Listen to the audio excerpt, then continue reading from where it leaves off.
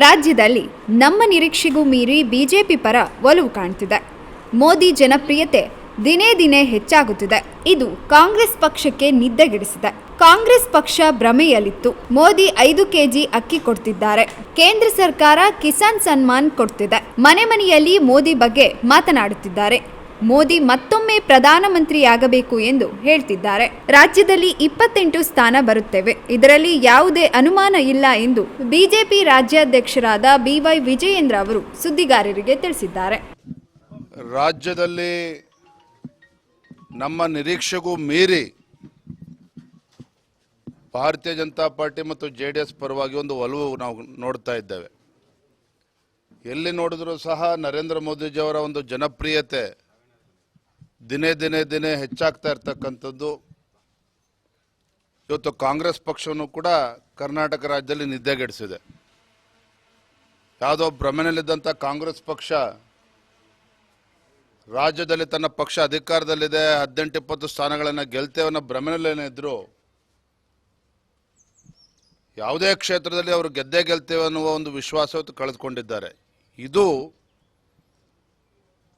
ನರೇಂದ್ರ ಮೋದಿಜಿಯವರು ಕಳೆದ 10 ವರ್ಷದಲ್ಲಿ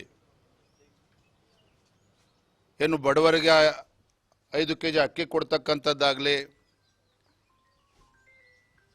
ರೈತರಿಗೆ ಕಿಸಾನ್ ಸಮ್ಮಾನ್ ನಿಧಿ ಇವತ್ತು 6,000 ರೂಪಾಯಿಯನ್ನು ನರೇಂದ್ರ ಮೋದಿಜಿ ನಮ್ಮ ಕೇಂದ್ರ ಸರ್ಕಾರ ಕೊಡ್ತಾ ಇದೆ.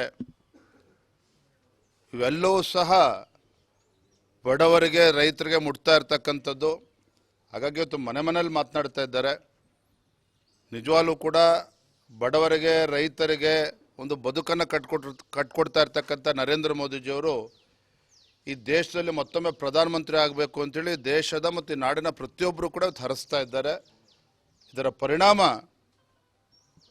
ಕರ್ನಾಟಕದ ಎಲ್ಲ 28 ಕ್ಷೇತ್ರಗಳಲ್ಲಿ ಭಾರತೀಯ ಜನತಾ ಪಾರ್ಟಿ ಮತ್ತು JDS ಪಕ್ಷ ಜಯಬೇರಿ ಬಾರಿಸೋದಿದೆ. ಅದ್ರ ನಿಮ್ಗೆ ಯಾವುದೇ ಸಂದೇಹ ಇಲ್ಲ.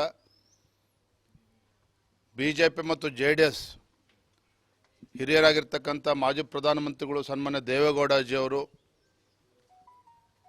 ರೈತ ನಾಯಕರು ಮಾಜಿ ಮುಖ್ಯಮಂತ್ರಿಗಳಾಗಿರ್ತಕ್ಕಂಥ ಸನ್ಮಾನ್ಯ BS ಯಡಿಯೂರಪ್ಪನವರು, HD ಕುಮಾರಸ್ವಾಮಿ ಅವರು, ಎಲ್ಲ ಎರಡೂ ಪಕ್ಷದಲ್ಲಿ ಹಿರಿಯರು ಒಗ್ಗಟ್ಟಾಗಿ ಒಂದಾಗಿ ಇವತ್ತು ರಾಜ್ಯಾದ್ಯಂತ ಪ್ರವಾಸ ಮಾಡ್ತಾ ಇದ್ದಾರೆ. ಹಾಗಾಗಿ ಇದರ ಪರಿಣಾಮ ಇವತ್ತು ಕಾಂಗ್ರೆಸ್ ಪಕ್ಷ ಈ ಲೋಕಸಭಾ ಚುನಾವಣೆಯಲ್ಲಿ ದಿಕ್ಕಾಪಾಲಾಗ್ತದೆ. ಯಾವುದೇ ಸ್ಥಾನವನ್ನು ಗೆಲ್ಲೋದಕ್ಕೆ ಸಾಧ್ಯ ಇಲ್ಲ.